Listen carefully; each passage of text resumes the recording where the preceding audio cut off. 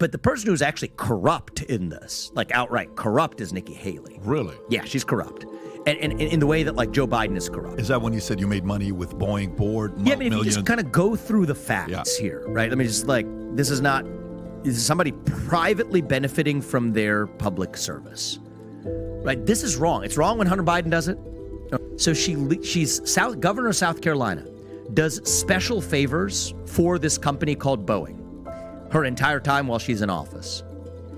After her time in public service, she has a nice little cush board seat, ready, warm, waiting for her at Boeing. A private company flies around in a private jet. I think it was some Nephron Pharmaceuticals, some pharmaceutical company. I forget what name it was.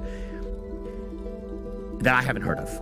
It's okay, but flying her around on their private jet, making their private jet available to her, get state contracts from that governor. And I could go on. I mean, this is just a consistent pattern. Okay, this person has repeatedly milked and done favors for people who have scratched her back. She does her short-lived, cup of coffee stint at the UN, okay? Very short-lived stint. Her real foreign policy experience wasn't her time at the UN. It was the millions she made afterwards. After she steps down, her family starts a military contracting firm, Allied Defense LLC. If the mainstream press were doing their decisions, Allied Defense should have to disclose who their clients are. I did something that normal business people don't do. I put up 20 years of my tax records, personal tax filings. She should put up 20 years of her personal tax filings and put up the clients of Allied Defense LLC. If you're running for U.S. president, tell us who the damn clients are of the military contractor that you started, presumably using your connections from the UN. Starts the military contracting firm. Starts, again, then serving on the board of Boeing. Ends up giving secretive speaking fees from foreign actors while also running a military contracting firm. Think about that. It's Hillary Clinton on steroids. You could just go down the list. She's somebody who literally during this presidential campaign, as far as I know, it's unprecedented in U.S. presidential election history, collecting corporate stock options while running for U.S. president. And now she's a multimillionaire. And by the way, what I left out was at the time she left the UN, she and her family were drowning in debt. By the way, for somebody who's an accountant, that's a discussion for another day. But goes from being, and wants to run the U.S., and says that she's the candidate who's going to fix our national debt problem.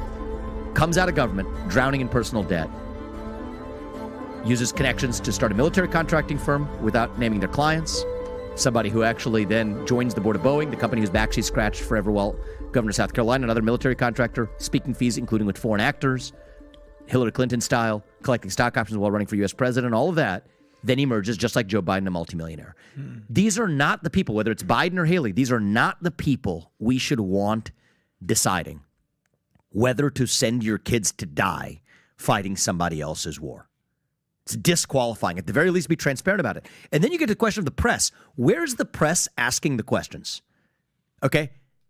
What are the clients of Allied Defense LLC? It's a dereliction of your duty as the certainly conservative press to ask that basic question. Why shouldn't the American people know who are the clients of the military contracting firm that her fortune bumps up eightfold, becomes a multimillionaire, exploiting her connections at the time at the UN, now running to be commander-in-chief on a hawkish worldview, marching us into World War III? We deserve to know. And yet, the same establishment that props up Ronna McDaniel as the chair of the RNC, the same establishment that hires the likes of Kristen Welker to run that debate, the same establishment that tried to prop up Ron DeSantis but realized that even reams of millions could not lift up that dead weight, so now has shifted to Nikki Haley, does not want other people like me asking that question, which is why they're so keen to silence me.